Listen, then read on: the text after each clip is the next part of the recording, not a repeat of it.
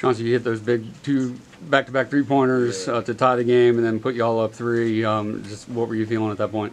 I was just thinking, like, we were down, like, really 6, 7 going into halftime. We weren't playing our best basketball, and we were only down 6 or 7. So I'm like, okay, like, we need to get something going on offense. We're getting stopped, so I just, like, let me shoot the ball. Make plays for this guy and my other teammates. So, yeah. PJ, you're down 11 there, 15 minutes to go. What did you say to the guys, or what were y'all saying to each other out there on the floor? Just sticking to the game plan. We didn't shoot the ball particularly well all night. It was 25 from 3 and 31 from the field. Or overall 44. But the first half was obviously rough. But sticking to that game plan. Excuse me. And then down the stretch, executing. The biggest thing that won the game was defense. And so going down the stretch, making sure we weren't fouling, getting the first rebound, struggled with that a little bit down the stretch, but making sure that we limited the things that were going to hurt us the most. And that was obviously the 3-ball, then the free throw line. So late in the game, I think executing that was big for us. Y'all done this a couple times this year now. You've been bound double digits second half and able to rally. Is that just part of the dynamic of this team? That just speaks to our core and our age. I mean, we're an older group. We have some younger guys who really help us. Obviously, Wig and Reggie, RJ, and then a few other guys that help us out a lot down low. But we our core group. I mean, with me, Chase, Joe, and Chef, we have 4 guys who are upperclassmen. So having that experience down the stretch is huge, and we stay calm, we stay poised. We've all played in big games, bigger crowds than that. I mean, Joe's been in the Sweet 16. We've just played in front of I don't know how many thousand in Alabama in a hostile environment. We're built for that kind of stuff. PJ, speaking of the crowd, this is probably the biggest and loudest crowd here at Little John since you've been here. How much of a factor were they tonight?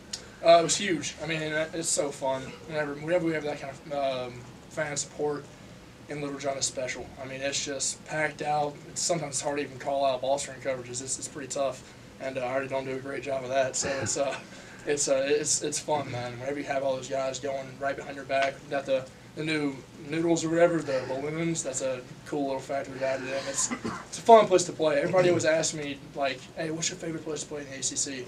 And I'm dead serious when I say it's Little John. I don't really have a favorite place away. There are some places that are cool, but, I mean, Cameron's historic. Dean Dome's big, but it's not as fun as Little John, in my opinion. And, there's some bias, but still. PJ, Coach Paris said that y'all were more aggressive offensively in the second half. Was that a conscientious effort on your part? Yeah, I mean we had to score the ball. We didn't do our best in the first half. Obviously, like I said, 31 from the field and 25 from 3. That's not us. We only took 8 threes in the first half, which is not crazy low, but it's definitely lower than normal. And making 2 is definitely low. So, having an attack mentality on offense. I mean, putting up. Was it 23 in the first half? Is that right? Or 20-something in the first half. That's our probably our lowest all year, correct? And so it was coming out in the second half. We just go out there and attack, and don't do anything crazy, but go out there and be aggressive. Was it something they were doing in the first half, or y'all just need to settle in? Settle in. Missed a lot of bunnies. I missed a couple at the rim. RJ missed a couple that normally fall. He's been great all year. Just couldn't quite get him to roll in. Chef missed a couple. We were all just kind of, getting our feet under us, which is something you can't really do in a game like this, but obviously we have the experience to bounce back from it. We have guys like Wig who can hit big shots, Joe who can make huge shots. Chase made a wild step-back 3 that was awesome for us late in the second half. We have a lot of guys who can create an offense and make sure we can win when we're not shooting the ball great. For both y'all, the football team won this game 2 weeks ago. The trophy was in the lobby. Just what did it mean to deliver a win over a rival tonight with that big crowd? I mean, I'll speak just about being in the state. It's our whole thing was like, as we just play the game, break them, make sure that they feel us late in the game, wear them out. We're down a couple of guys. We're only playing about 9, but as we go out there towards down the stretch, make sure they feel us and impose our will. Make them foul us, make them have to play defense, grind them up on offense. And then just kind of go out there and do what we do. It's obviously a big game. It's a huge game for the state. It's a huge game for Clemson fans. And we were kind of like every win is a +1 in the win column. But this is like a +1.5. So it's definitely special beating those guys.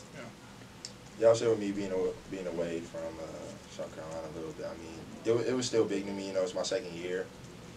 First year I didn't really know how big it really was. And then warming up, saw the trophy. I'm like, okay, this is like pretty big, you know, AAU stuff. So I was like, I was like, you know, got to give it everything, grind them up, get defensive rebounds, get stops, hit big shots. So yeah. For either one of you, every good team's got to have a guy that's willing to go in there and do the dirty work.